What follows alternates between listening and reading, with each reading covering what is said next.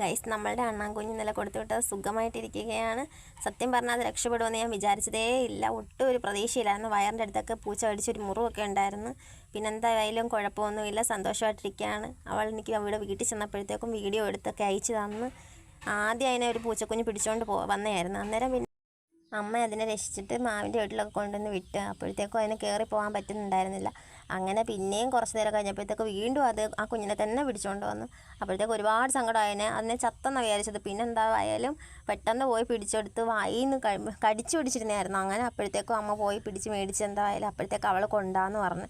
അങ്ങനെ എന്തായാലും കൊണ്ടുപോയി അവളുടെ വീട്ടിൽ കട്ടിലൊക്കെ കിടത്തുന്നതെന്ന് പറയുന്ന കേട്ട്. പിന്നെ ഇന്ന് രാവിലെ ആയപ്പോൾ അണ്ണാനിപ്പോൾ ഓടിച്ചാടി കളിക്കുന്നതെന്നും പറഞ്ഞിട്ട് അവിടെ കിടന്ന് ഭയങ്കര സന്തോഷത്തിലൊക്കെയാണ്.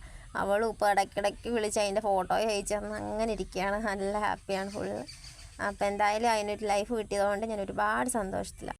അപ്പം നമ്മുടെ കുട്ടി കുട്ടി വിശേഷങ്ങളൊക്കെ ഇഷ്ടമായെങ്കിൽ എല്ലാ കൂട്ടുകാരും സബ്സ്ക്രൈബ് ചെയ്യുക, ലൈക്ക് ചെയ്യുക, ഷെയർ ചെയ്യുക.